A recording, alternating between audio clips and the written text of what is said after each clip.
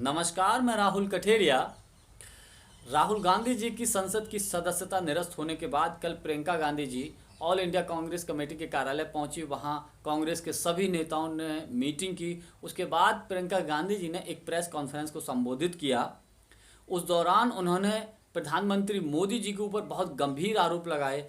उन्होंने कहा कि चाहे भाजपा के नेता हों, भाजपा के प्रवक्ता हों, मंत्री, विधायक, सांसद और खुद प्रधानमंत्री जी ने उनके परिवार, उनके भाई राहुल गांधी जी के खिलाफ, उनकी मां सोनिया गांधी जी के खिलाफ, उनके पिता राजीव गांधी जी के खिलाफ, इंदिरा गांधी जी के खिलाफ, पंडित नेहरू जी के खिलाफ कई ऐसी बातें कही हैं। अगर उन पर कार्रवाई की जाती तो इन नेताओं की भी सदस्यता निरस्त हो सकती थी। लेकिन क्या आज तक ऐसा हुआ है? ऐसा बिल्कुल नहीं हुआ है। प्रियंका गांधी जी ने आरोप ये भी लगाया कि मेरे भाई को एक सोची समझी प्लानिंग के तहत फंसाया गया है, क्योंकि राहुल गांधी जी ने चाहे देश हो चाहे विदेश हो, हर जगह उन्होंने कहा है कि भारत में लोकतंत्र खतरे में है। और अडानी के मुद्दे को लेकर जिस प्रकार से प्रधानमंत्री मोदी जी को घेरा है, इस वजह से प्रधानमंत्री मोदी जी कुछ ज़्यादा ही असहज हो गए हैं। तो इस मुद्दे को ना उठाया जाए, इसलिए एक प्लानिंग के तहत राहुल गांधी जी को उनकी संसद की सदस्यता को निरस्त कराया गया। और चूंकि ये जो निर्णय आया है ये भी एक राजनीति से प्रेरित दिखाई देता है।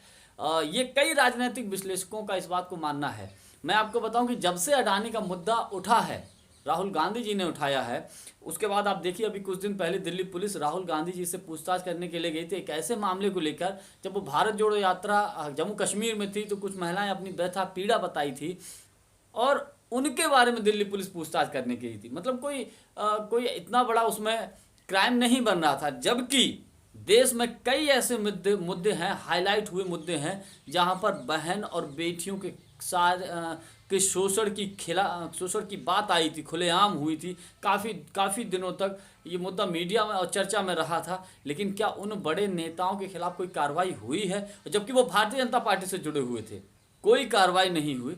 और एक ऐसे प्रकरण को लेकर, एक ऐसे भाषण को लेकर जो कोई इतना बड़ा क्राइम नहीं बनता है, उस बात को लेकर उनके खिलाफ 2 साल की जेल हुई। उसके बाद उनकी संसद की सदस्यता को निरस्त कराई गई। ये सारे के सारे राजनीतिक विश्लेषक मोस्टली ये कह रहे हैं ये भारतीय लोकतंत्र के लिए ये काला अध्याय है।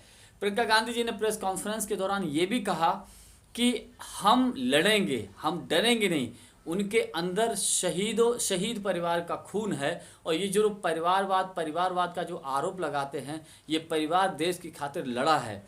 तो मैं आपको बताऊं, अब यकीनन इसमें कोई दो राय नहीं, जब से ये राहुल गांधी जी की संसद की सदस्यता निरस्त हुई है, आप एक तरीके से ऐसे मान लीजिए पूरे देश और दुनिया में कांग्रेस हाईलाइट में आ गई है। कांग्रेस कार्यकर्ता पूरे देश में जगह जगह प्रदर्शन करने लगे हैं। आज के लिए बस इतना ही। वीडियो को लाइक, शेयर और चैनल को सब्सक्राइब जरूर कर दीजिएगा। बहुत बहुत धन्यवाद। नमस्कार।